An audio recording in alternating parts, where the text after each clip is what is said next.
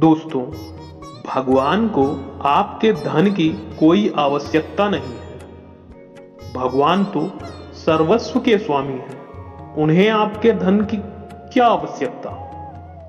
अगर आप किसी जरूरतमंद की मदद करते हैं तो भगवान उसी से प्रसन्न हो जाते हैं। पुरानी बात है, एक सेठ के पास एक व्यक्ति काम करता था। सेठ उस व्यक्ति पर बहुत विश्वास करता था। जो भी जरूरी काम हो, सेठ हमेशा उसी व्यक्ति से कहता था।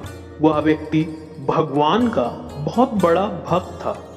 वह सदा भगवान के चिंतन, भजन, कीर्तन और सत्संग आदि का लाभ लेता रहता था।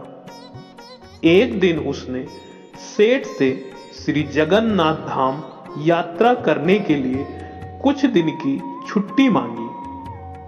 सेठ ने उसे छुट्टी देते हुए कहा, भाई, मैं तो संसारी आदमी हूं, हमेशा व्यापार के काम में व्यस्त रहता हूं, जिसके कारण कभी तीर्थ गमन का लाभ ही नहीं ले पाया। तुम जा ही रहे हो तो यह लो 100 रुपए मेरी ओर से श्री जगन्नाथ प्रभु के चरणों में समर्पित कर देना। भक्त ने सेठ से 100 रुपए लेकर श्री जगन्नाथ धाम यात्रा पर निकल गया।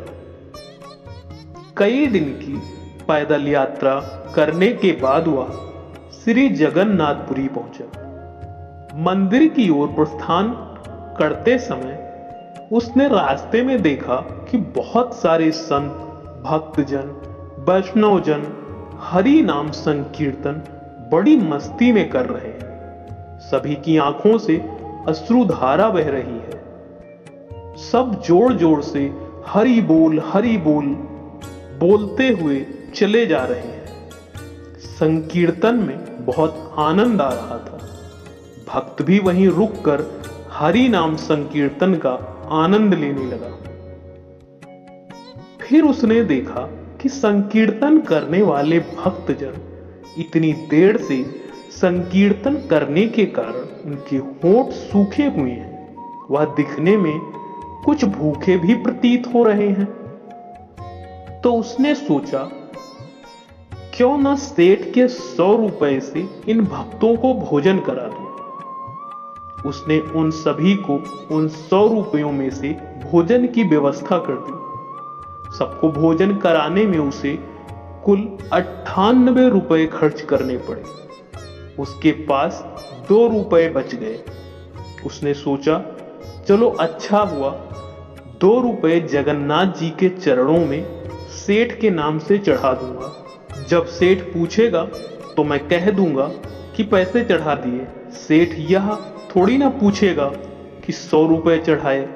सेठ पूछेगा, पैसे चढ़ा दिए? मैं बोल दूंगा कि हाँ, पैसे चढ़ा दिए। झूठ भी नहीं होगा और काम भी हो जाएगा। भक्त ने श्री जगन्नाथ जी के दर्शनों के लिए मंदिर में प्रवेश किया।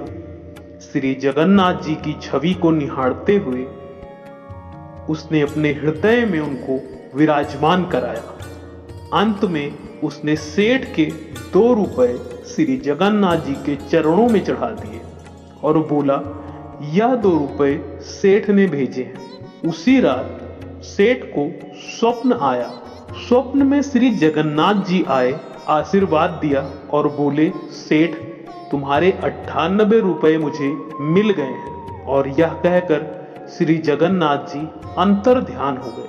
सेठ जाग गया, सोचने लगा, मेरा नौकर तो बहुत ईमानदार है, पर अचानक उसे क्या जरूरत पड़ गई थी।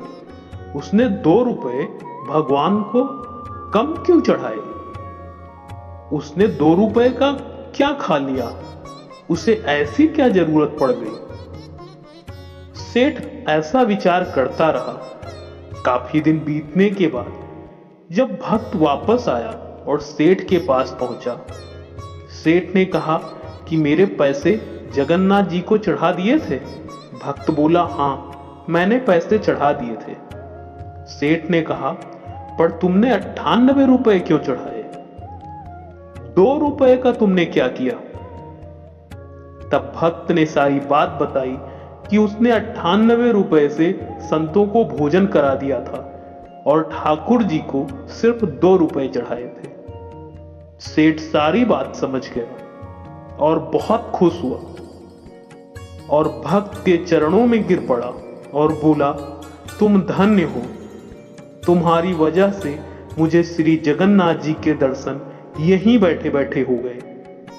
दोस्तों, भगवान के आपके धन की कोई आवश्यकता नहीं है। भगवान ने वह 98 रुपए स्वीकार किए जो भक्तजन की सेवा में खर्च किए गए और उस 2 रुपए का उनके लिए कोई महत्व नहीं जो उनके चरणों में नगद चढ़ाए गए थे। इसीलिए जरूरतमंद की सेवा करें, भगवान उसी से प्रसन्न हो जाते हैं। दोस्तों, उम्मीद है आपको यह वीडियो जरूर पसंद आया होगा।